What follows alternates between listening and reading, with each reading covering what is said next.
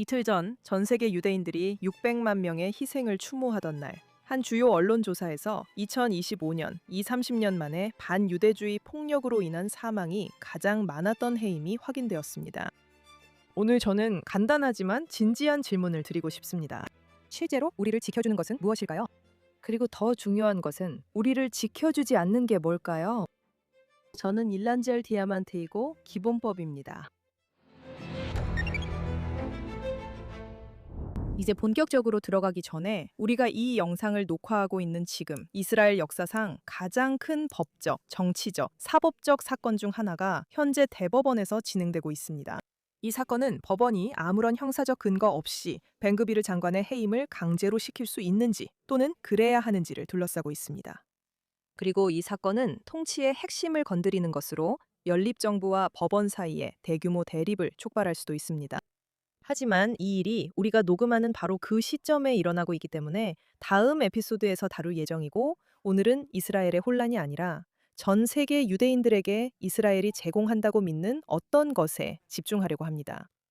그래서 이제 다시 반유대주의의 현황으로 돌아가 보겠습니다. 수치드립니다. 텔아비브 대학교가 이번 주에 연례 반유대주의 보고서를 발표했습니다. 작년에 반유대주의 공격으로 20명의 유대인이 살해당했습니다. 시드니 본다이 비치에서 열린 하누카 축제에서 15명이 살해됐고, 맨체스터 유대교 회당에서 욤키푸르 때 2명이 희생됐습니다. 전반적으로 사건 발생 건수는 가자 휴전 이후에도 높은 수준을 유지했으며, 연구자들은 이를 정상화된 현실이라고 설명했습니다. 같은 보고서에서는 전체 사건 수가 감소한 국가들에서도 신체적 폭행이 증가했으며, 전 세계적으로 반유대주의 사건이 전쟁 이전 시기보다 수십 퍼센트포인트 더 높은 수준을 유지하고 있다고 지적했습니다.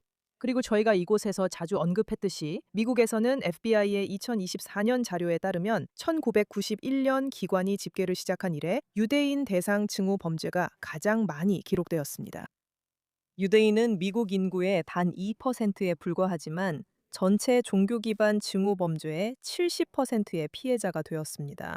얼마 전까지만 해도 더 많은 유대인들이 더 많은 곳에서 안전함을 느꼈습니다. AJC의 2025년 조사에 따르면 미국 유대인의 10명 중 9명 이상이 이제 미국에서 유대인으로서 덜 안전하다고 느끼고 있으며, 이는 불과 1년 전 77%에서 증가한 수치입니다. 55%는 지난 1년 동안 반유대주의에 대한 두려움 때문에 자신의 행동을 바꿨다고 답했습니다. 41%는 공개적으로 유대인 정체성을 드러내는 표시를 더 이상 하지 않게 되었고, 30%는 이제 특정 장소나 행사 자체를 완전히 피하고 있습니다. 불과 몇 년 만에 극적인 변화가 있었고, 이제는 여러분 중 많은 분들이 국제적인 보도를 받은 반유대주의 폭력의 끔찍한 사건을 최소한 한 번쯤은 기억할 수 있을 정도의 믿기 힘든 지경에 이르렀습니다. 아마도 2025년 5월 약혼을 며칠 앞두고 있던 이스라엘 대사관의 젊은 직원 2명, 야론 네신스키와 사라 밀그림이 살해된 사건이었을지도 모릅니다. 이번은 지난달 헤즈볼라의 영향을 받은 공격으로 한 남성이 휘발유와 폭죽이 실린 트럭을 몰고 미시간의 템플 이스라엘로 돌진한 사건이 있었죠. 최근에 다른 공격으로는 캐나다의 3개 시나고그에서 총격이 있었고, 벨기에 리에주의 시나고그가 폭탄 테러를 당했으며, 로테르담의 시나고그가 방화된 사건이 있습니다. 2026년 1월 미시시피 잭슨에 있는 시나고그가 방화로 불타고 토라 두루마리들이 파괴되었습니다. 한편 홀로코스트 부정이 소셜미디어에서 빠르게 확산되고 있으며, 제2차 세계대전의 잔해 위에 세워진 국제사법재판소에서는 남아프리카 공화국이 이스라엘을 상대로 제기한 집단 학살 재판이 열리고 있고, 12개국이 넘는 나라들이 이 소송에 동참하고 있습니다. 그리고 이런 사례들은 계속해서 이어지고 있습니다. 이처럼 여러 방향에서 다양한 형태의 반유대주의가 한꺼번에 급격히 증가하는 데에는 많은 근본적인 원인들이 있습니다. 또한 반유대주의 시각과 행동을 조장하는 이들의 도덕적 책임을 경감해선 안 됩니다.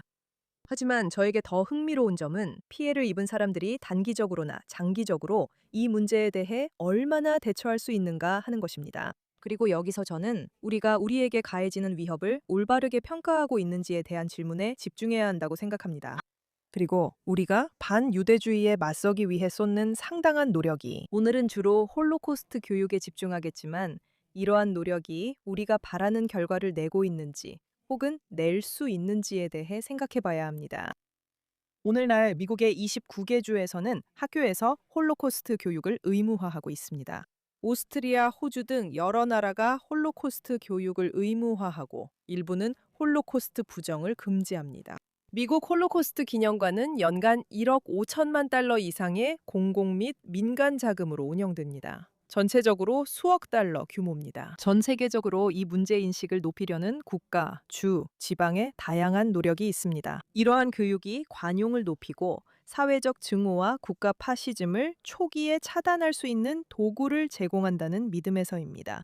하지만 실제 상황은 어떨까요? 클레임스 컨퍼런스는 매년 여러 국가에서 유대인에 대한 지식과 태도를 조사하는데 홀로코스트에 대한 기본적인 지식, 반유대주의적 고정관념의 인식, 실제로 무슨 일이 있었는지에 대한 인식 등 거의 모든 지표에서 조사합니다.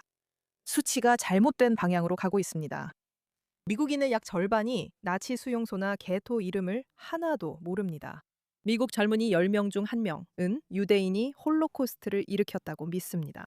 한편 증오 범죄는 사상 최고치를 기록하고 있습니다. 그래서 저는 현재의 홀로코스트 교육 방식을 옹호하는 사람들이 위협과 그 해답을 올바르게 파악했는지에 대한 질문이 제기될 만하다고 생각합니다.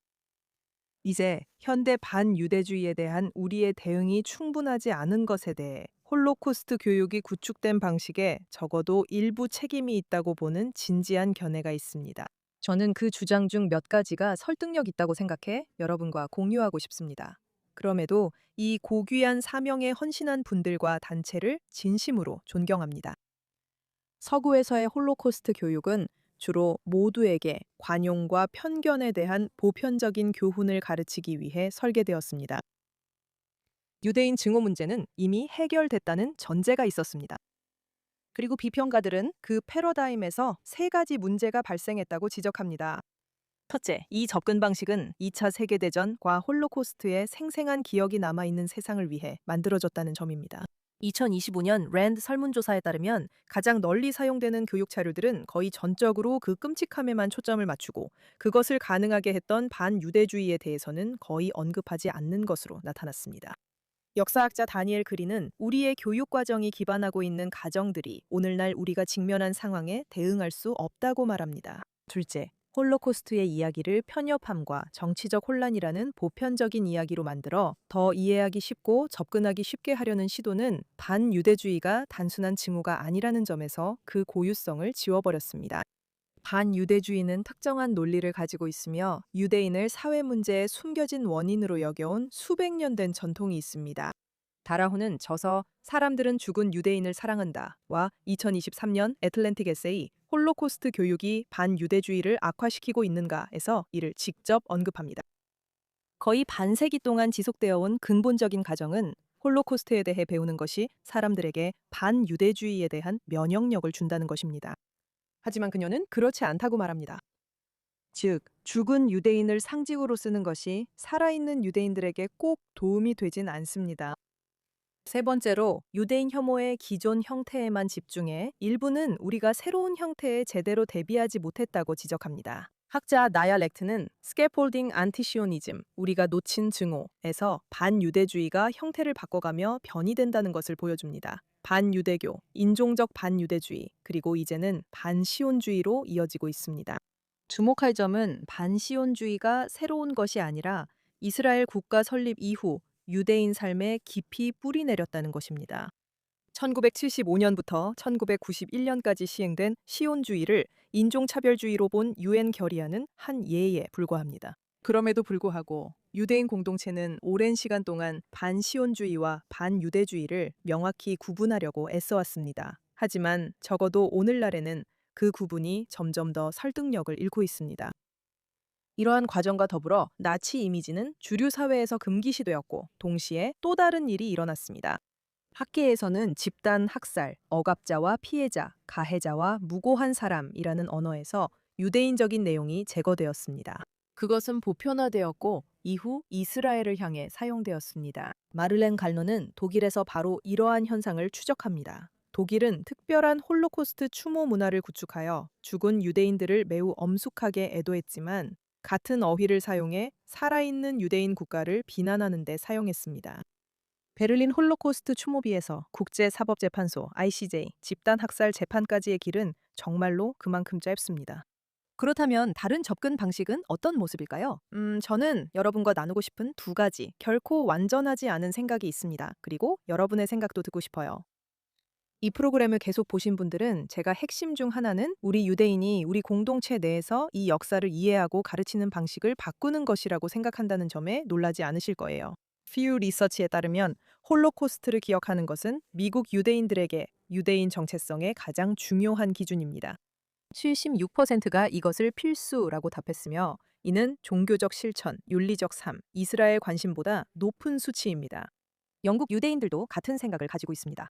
홀로코스트는 전 세계적으로 우리를 하나로 묶어주는 가장 강력한 공통의 경험입니다. 디아스포라의 많은 지역에서 이러한 정체성은 실제로 잔혹행위, 가해자, 그리고 사륙 체계에 초점을 맞추는 방식으로 나타납니다. 훨씬 덜 주목받는 것은 파괴된 문명, 그 활기, 가족 생활, 학문, 그리고 유머입니다.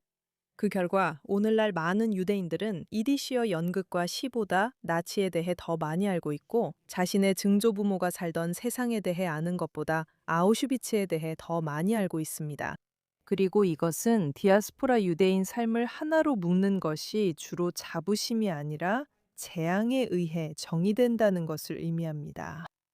이제는 시야를 넓혀야 하며 오랜 세월 전 세계에서 겪은 더 넓고 비극적인 역사를 봐야 한다고 말하고 싶어요.